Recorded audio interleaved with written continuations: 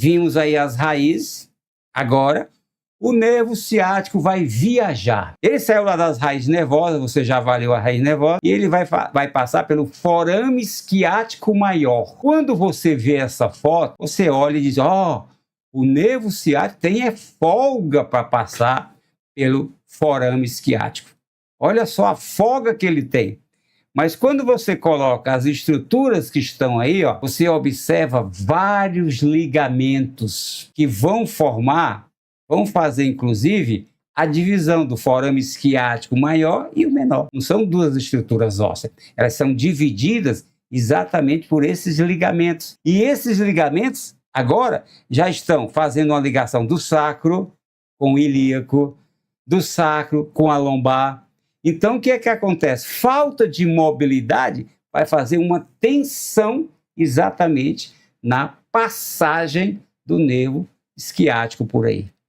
Você já está pensando assim, ó, se eu tiver um problema a nível do sacro, um problema a nível da lombar, um problema a nível do ilíaco, eu posso tensionar esses ligamentos. E aí o paciente vai começar a sentir aquela dor característica em queimação na sacro-ilíaca, ou no sacro, ou no ilíaco, ou na lombar. Então vocês viram aí que ele não passa folgadamente, ele passa exatamente dentro desse forame. Aí ele vai descer e vai passar exatamente ali pelo famoso piriforme. Ele passa entre o piriforme e o gêmeo superior. Então vocês estão vendo aí que normalmente o piriforme não vai ter condições de pressionar esse nervo. Está ali como uma interface para poder fazer o quê? Fazer o seu deslizamento. E agora eu quero que vocês observem, ó, esse nervinho que está descendo, que vem também da junção, formado também, ramo, tanto do tibial quanto do fibular, é um ramo sensitivo. E olha o nome dele, nervo cutâneo, geralmente nervo cutâneo é sensitivo, nervo cutâneo femoral posterior. Então, dormência, formigamento na região posterior da coxa não é o ciático, é o nervo cutâneo femoral posterior. Ele vai fazer toda essa inervação sensitiva cutâneo da pele da região posterior. Variações anatômicas. Você viu que ele passa ali pelo piriforme. Mas o que que acontece? Como eles juntam ali no forame maior, eles podem continuar separados. E aí você tem na figura B o nervo fibular atravessando o piriforme. Nervo fibular. Então é aquele paciente que vai sentir geralmente cômodo na região lateral da perna. Ele pode sentir uma dor na cabeça da fíbula, descendo ali para o tibial anterior, região anterior da perna, região lateral, indo até a região dorsal do pé. Por quê? Porque o nervo fibular está passando exatamente dentro do piriforme. Vejam agora a variação C. Estão vendo os dois nervos, eles continuaram separados. Eles não se juntaram ali na saída do forame. E você está observando que o nervo fibular passa por cima do piriforme e o nervo tibial passa por baixo do piriforme. E você tem uma condição, essa é grave, é quando os dois nervos atravessam por dentro do piriforme, porque eles não passam por dentro do piriforme. Certo? Eles vão passar ali por baixo do piriforme, entre o piriforme e o gêmeo superior. São variações anatômicas. E aí você está vendo, não é que quem está passando agora por dentro do piriforme é o tibial. E aí pode ser aquele paciente que sinta formigamento, dor, tudo isso a nível da planta do pé, simulando uma fascite plantar. Então essas variações anatômicas, elas foram encontradas em cadáver, né? Dissecaram e viram essas variações anatômicas. Depois que ele passa pelo piriforme, os dois nervos, eles vão passar por baixo do bíceps da coxa. Vocês estão observando aí? Então qualquer alteração, aonde eu tenha, por exemplo, uma contratura muscular, um espasmo dessa musculatura, ela pode comprimir essa região da descida na coxa. Simular como se fosse uma hérnia de disco. Como ela pega os dois aqui em cima, ela pode fazer com todo o trajeto do nervo. E aí vai ter um ponto bem doloroso a nível da região posterior da coxa. Como é que eu sei que esse bíceps está fazendo uma compressão? Ou seja, o bíceps é uma interface da passagem do nervo ciático, ainda quando os dois nervos estão juntos. É só você, qualquer músculo que sirva de interface e você quer saber se ele realmente é a causa da compressão, é só você fazer um teste contra resistência de maneira isométrica. Geralmente na metade da amplitude, aí você coloca o joelho, por exemplo, a 90 graus e pede o paciente para fazer o movimento contra resistência. O que acontece? Vai aumentar a dor do paciente. Vamos continuar a viagem? Aí ele vai passar região poplítea. Quando ele passa pela região poplítea, você já vê que eles fizeram a sua separação. Então eles se separam ali acima da região da fossa poplítea. Novamente você olha e diz, não, aí tem espaço para eles passarem, não vai acontecer nada. Mas quando você coloca o músculo, exatamente o músculo poplíteo, o que acontece? Pode existir uma compressão de ambos os nervos agora separados, porque o poplíteo é o músculo que destrava o joelho. Então o que pode acontecer? Aquele paciente de um pós-operatório de joelho, geralmente ele inicia a sua deambulação em semiflexão, para que não coloque muita carga em cima dessa região. Então imagine a força que o poplíteo vai fazer. Ele pode comprometer tanto o tibial quanto o nervo fibular. E aí pode ser aquele paciente que fala para você, ó, eu comecei com a dor na planta do pé e agora também está começando na região dorsal. Geralmente, dor, região dorsal e região plantar juntas, você vai procurar um ponto aonde esse nervo pode ser comprimido ao mesmo tempo.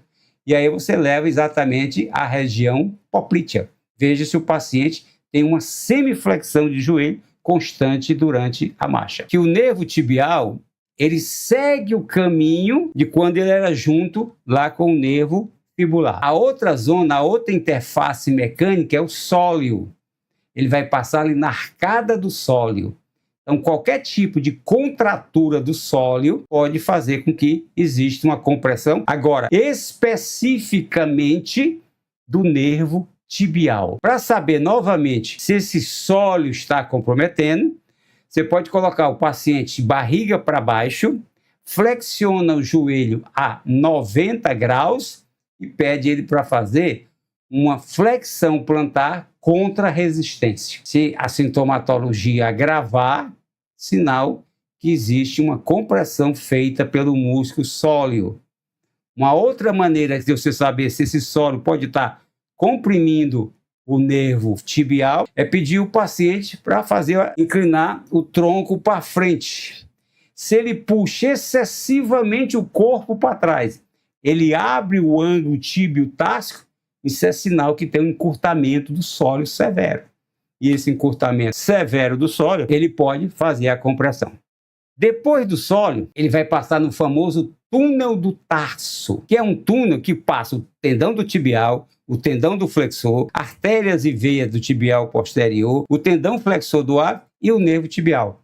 Ou seja, todo mundo vai passar dentro de um túnel, de uma abertura. Todo mundo tem que estar em harmonia. E, logicamente, quando você tem uma pisada pronada ou uma pisada supinada, a abertura desse túnel vai ficar modificada. Então, se eu piso de uma maneira supinada, o que acontece? Eu fecho o túnel. Se eu piso de uma maneira pronada, eu abro, mas eu estiro as estruturas. Então, essa pisada também pode irritar o nervo tibial justamente na passagem pelo túnel do tarso. E aí, um dos sinais característicos é a mesma sintomatologia de o paciente falar que dói quando ele anda. E a gente pensa classicamente numa fascite plantar. Não está errado pensar na fascite plantar. Mas como você sabe agora que o nervo tibial atravessa aí, olhe a posição do pé do paciente. Faça o teste de tensão neural adversa. Se a sintomatologia clássica da fascite plantar aumenta, isso é um sinal que existe um comprometimento, possivelmente, aí na entrada do túnel do tarso, que vai comprometer tanto o nervo plantar medial quanto o nervo plantar lateral. Então nós vimos agora o trajeto do nervo tibial. Vamos fazer o encerramento com o nervo fibular. E aí a gente fecha todas as interfaces. E nós vamos agora lá para o nervo fibular, para encerrar as interfaces. Para que ele gere esses dois ramos, ele vai fazer um ponto de fixação. E esse ponto de fixação é exatamente na cabeça da fíbula. Então, qualquer alteração da cabeça da fíbula pode fazer uma tensão a nível do fibular comum. Um trauma a nível lateral do joelho. E a gente sabe que essa fíbula se liga com a tíbia. Então, aquelas lesões de rotação da tíbia em relação ao joelho, joelho em rotação externa ou joelho em rotação interna, podem mudar o tensionamento do nervo fibular comum. Da mesma maneira que as lesões a nível do tornozelo podem fazer alterações da movimentação da fíbula. E aí pode comprometer exatamente o nervo fibular agora de maneira específica. E esse paciente vai sentir a dor exatamente no trajeto abaixo do joelho, tanto na região lateral da perna, quanto na região anterior da perna. Mais uma dica, principalmente para os esportistas, a canelite a nível do tibial anterior é exatamente uma interface da passagem do nervo fibular profundo. Antes de você afirmar que é uma canelite por irritação periostal do tibial anterior, faça também o teste de tensão neural adversa. Se você fizer o teste de tensão neural adversa do nervo fibular e der positivo, o que é dar positivo? A dor do paciente aumenta quando eu tensiono todo o sistema nervoso periférico e meníngeo. Então é sinal que pode estar existindo um comprometimento do deslizamento e compressão a nível do nervo fibular profundo. E uma outra área também, se lembra que eles se separaram? É dor na região lateral do tornozelo, principalmente pós-entorse. Quando você faz um entorse do tornozelo, você não estira só ligamentos, você estira também a parte tendínea, principalmente dos dois fibulares, e o nervo, agora o nervo fibular